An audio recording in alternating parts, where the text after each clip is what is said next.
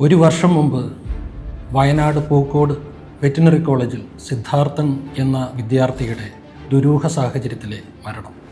സ്കൂളിൽ കൊണ്ടുവന്ന mobile phone പിടിച്ചെടുത്തതിന് പ്രിൻസിപ്പാളിനെ ചോദ്യം ചെയ്യുന്ന വിദ്യാർത്ഥി, ഭൂമിയിലെ മാലാഖമാരായി മാറേണ്ട നഴ്സിംഗ് വിദ്യാർത്ഥികൾ കോട്ടയം ഗവൺമെൻറ് നഴ്സിംഗ് കോളേജിൻ്റെ മെൻസ് ഹോസ്റ്റലിൽ നടത്തിയ ക്രൂരമായ റാഗിംഗ്, വെഞ്ഞാറമൂടിലെ കൊലപാതക പരമ്പര, പുതുവത്സര തലേന്ന് തൃശ്ശൂർ തേക്കിൻകാട് മൈതാനത്ത് 14ഉം 16ഉം വയസ്സുള്ള കുട്ടികൾ നടത്തിയ കൊലപാതകം, ഏറ്റവും ഒടുവിൽ 10ാം ക്ലാസ്സിൽ പഠിക്കുന്ന വിദ്യാർത്ഥികൾ നടത്തിയ ആസൂത്രിതമായ സംഘം ചേർന്നുള്ള ആക്രമണത്തിൻ്റെ ഫലമായി ഷഹബാസ് എന്ന കുട്ടിക്ക് ജീവൻ നഷ്ടപ്പെട്ടു.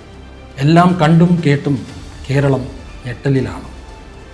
എന്താണ് നമ്മുടെ സമൂഹത്തിന് സംഭവിക്കുന്നത്? എവിടെയാണ് നമുക്ക് പിഴച്ചത്? നമസ്കാരം, ഞാൻ doctor CJ Joseph, Angamaly little flower ആശുപത്രിയിലെ സീനിയർ സൈക്യാട്രിസ്റ്റാണ്. സമീപകാലത്തായി കേരളത്തിൽ വർദ്ധിച്ചു വരുന്ന ലഹരി വ്യാപനവും കൊലപാതക പരമ്പരകളും അക്രമവാസനകളും ഒരു സൈക്യാട്രിസ്റ്റ് എന്ന നിലയിൽ നിരീക്ഷിച്ചുകൊണ്ട് എൻ്റെ അഭിപ്രായങ്ങളും നിർദ്ദേശങ്ങളും നിങ്ങളുമായി പങ്കുവെക്കുന്നതിനാണ് ഞാൻ ഈ വീഡിയോ ചെയ്യുന്നത്. ഇതിലേറ്റവും ആശങ്ക ഉളവാക്കുന്നത് എന്തെന്നാൽ കുട്ടികളുടെ ഇടയിൽ വർദ്ധിച്ചു വരുന്ന അക്രമവാസനയാണ്. അടിസ്ഥാനപരമായി 3 കാരണങ്ങളാണ് ഈ സ്ഫോടനാത്മകമായ പ്രതിസന്ധി ഘട്ടത്തിന് എനിക്ക് തോന്നുന്നത്. ഈ 3 കാരണങ്ങളെ ഫലപ്രദമായി നേരിടുവാൻ കഴിഞ്ഞാൽ ഈ പ്രശ്നങ്ങൾക്ക് വലിയൊരു പരിധിവരെ പരിഹാരം കണ്ടെത്തുവാൻ നമുക്ക് സാധിക്കും. ഒന്നാമത്തെ കാരണമായി എനിക്ക് തോന്നുന്നത് അവകാശബോധം കൂടുതലും ചുമതലാബോധം ലെവലേശം ഇല്ലാത്തതും ആയ ആളുകളുടെ എണ്ണം നമ്മുടെ സമൂഹത്തിൽ വർദ്ധിച്ചു വരുന്നു എന്നുള്ളതാണ്. രണ്ടാമത്തേത് ഭയാനകമായ വിധം വർദ്ധിച്ചു വരുന്ന ലഹരി വ്യാപനവും അതിൻ്റെ ഉപയോഗവും അത് ഉപയോഗിക്കുന്ന ചില വ്യക്തികളുടെ മാനസിക വ്യാപാരങ്ങളിലുണ്ടാകുന്ന വ്യതിചലനങ്ങളും മാനസിക വിഭ്രാന്തിയുമാണ്. മൂന്നാമത്തേത് അധികാരികളെയും നിയമ സംവിധാനത്തെയും ഒട്ടും വില കൽപ്പിക്കാത്ത വ്യക്തികളുടെ എണ്ണവും സമൂഹത്തിൽ അനിയന്ത്രിതമായി വർദ്ധിച്ചു വരുന്നു എന്നുള്ളതാണ്. ഞാനിപ്പോൾ പരാമർശിച്ച ഈ 3 കാരണങ്ങളെ നേരിടുവാൻ നമുക്ക് എന്ത് ചെയ്യാനാകും എന്നതിനെപ്പറ്റി ചിന്തിക്കാം. ആദ്യമായി മാതാപിതാക്കൾക്ക് എന്ത് ചെയ്യാനാകുമെന്നും, രണ്ടാമത്തേതായി നമ്മുടെ ജനപ്രതിനിധികളിൽ നിന്നും രാഷ്ട്രീയ നേതൃത്വത്തിൽ നിന്നും ഞാൻ എന്താണ് പ്രതീക്ഷിക്കുന്നത് എന്നതിനെക്കുറിച്ചും സംസാരിക്കുവാൻ ഞാൻ ആഗ്രഹിക്കുകയാണ്. നമ്മുടെ കുട്ടികളുടെ മാനസികാരോഗ്യത്തിന് നേരെയുള്ള ഏറ്റവും വലിയ ഭീഷണി മൊബൈൽ ഫോണാണ്. ഇതിന് കുട്ടികളെ മാത്രം കുറ്റം പറഞ്ഞിട്ട് കാര്യമില്ല, മാതാപിതാക്കളും ഉത്തരവാദികളാണ്. ഭക്ഷണം കഴിക്കാൻ മടി കാണിക്കുന്ന കൊച്ചിൻ്റെ വായിലേക്ക് പോഷകാഹാരം കുത്തി നിറയ്ക്കാനുള്ള വ്യഗ്രതയിൽ മാതാപിതാക്കൾ പ്രയോഗിക്കുന്ന ഒരു വിദ്യ മൊബൈൽ ഫോണിൽ ഏതെങ്കിലും വീഡിയോ കാണിച്ച് കൊച്ചിൻ്റെ ശ്രദ്ധ തിരിക്കുക എന്നുള്ളതാണ്. കരയുന്ന കൊച്ചിനെ ശാന്തമാക്കാൻ മുതിർന്നവർ സംസാരിക്കുന്നതിനിടയിൽ അറ്റൻഷൻ കിട്ടാൻ വേണ്ടി വികൃതികൾ കാട്ടിക്കൂട്ടുന്ന കുട്ടികളെ അടക്കിയിരുത്താൻ, അങ്ങനെ പലതിനും മാതാപിതാക്കൾ മൊബൈൽ ഫോണിൻ്റെ സഹായം തേടാറുണ്ട്. മൊബൈൽ ഫോൺ ഈ രീതിയിൽ ഉപയോഗിക്കുമ്പോൾ സമാന്തരമായി പല അപകടങ്ങളും സംഭവിക്കുന്നുണ്ട്. കുട്ടികളുടെ ജീവിതത്തിൽ ഭാവിയിൽ പ്രതിസന്ധി ഘട്ടങ്ങൾ ഉണ്ടാകുമ്പോൾ മാതാപിതാക്കളുമായി തുറന്ന ആശയവിനിമയം നടത്തുവാൻ ആവശ്യമുള്ള ഒരു പാലത്തിൻ്റെ അല്ലെങ്കിൽ ഒരു കമ്മ്യൂണിക്കേഷൻ ബ്രിഡ്ജിൻ്റെ അടിത്തറ പണിയുവാനുള്ള അവസരമാണ് നമ്മൾ ഇതുവഴി പാഴാക്കിക്കളയുന്നത്. ഈ കമ്മ്യൂണിക്കേഷൻ ബ്രിഡ്ജിൻ്റെ അഭാവം സോഷ്യൽ മീഡിയയിൽ പരിചയപ്പെട്ട റിയലും ഫേക്കുമായിട്ടുള്ള പല കഥാപാത്രങ്ങളുടെയും ഉപദേശം തേടുന്നതിനും പല ചതിക്കുഴികളിലും ചെന്ന് ചാടുന്നതിനും ഇടയാക്കിയേക്കാം. രണ്ടാമത്തെ അപകടം മൊബൈൽ ഫോൺ വഴിയുള്ള വിനോദ മാർഗങ്ങൾ കുട്ടികളുടെ പഠനത്തിലുള്ള ശ്രദ്ധ കുറയുന്നതിനും ഏകാഗ്രത ഇല്ലാതാക്കുന്നതിനും കാരണമാകുന്നു എന്നുള്ളത്. യാതൊരു അധ്വാനവുമില്ലാതെ നിമിഷ നേരം കൊണ്ട് സന്തോഷവും ഉത്തേജനവും നൽകുവാൻ കഴിവുള്ള ഒരു വസ്തുവാണ് മൊബൈൽ ഫോണും സോഷ്യൽ മീഡിയയും. റീൽസും ഷോർട്സും ടിക്ടോക്കും എല്ലാം വളരെ അഡിക്റ്റീവായി മാറുന്നതിനുള്ള കാരണവും അതുതന്നെയാണ്.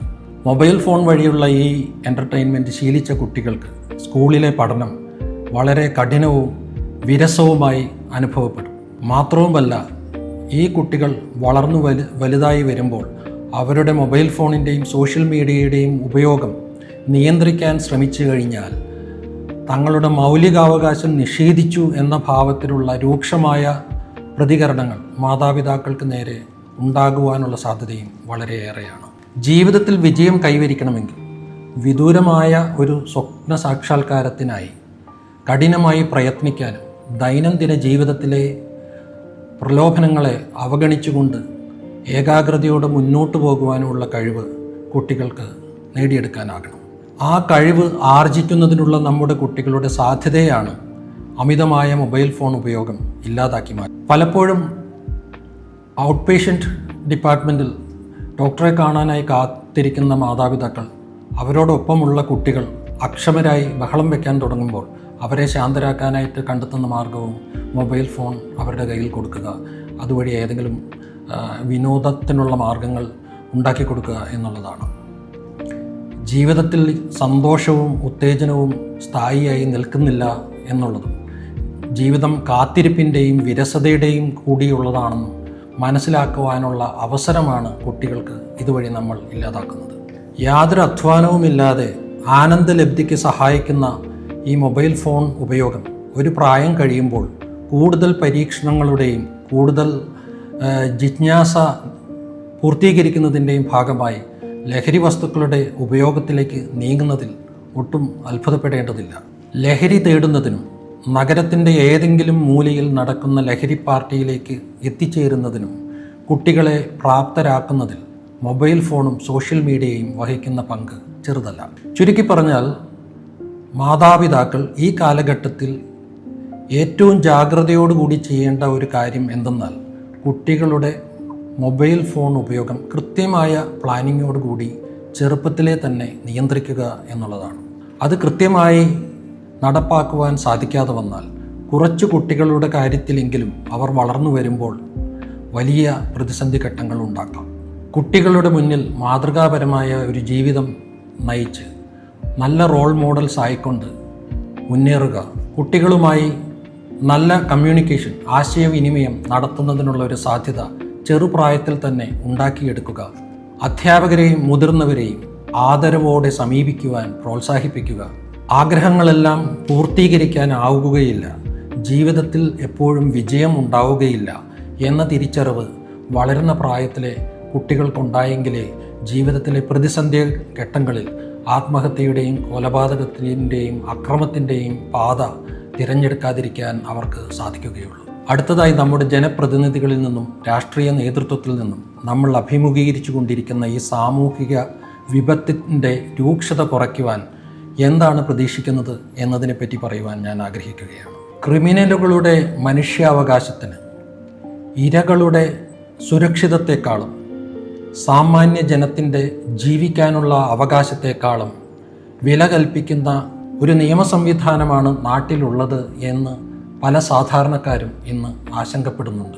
നിയമത്തെ അനുസരിച്ചും ബഹുമാനിച്ചും ജീവിക്കുന്ന ബഹുഭൂരിപക്ഷം വരുന്ന മാതാപിതാക്കൾ ഈ കാലഘട്ടത്തിൽ തങ്ങളുടെ കുട്ടികളെ എങ്ങനെ സുരക്ഷിതമായി വളർത്തിയെടുക്കാം എന്നതിനെപ്പറ്റി ഒരുപാട് ഉത്കണ്ഠാകുലരാണ്.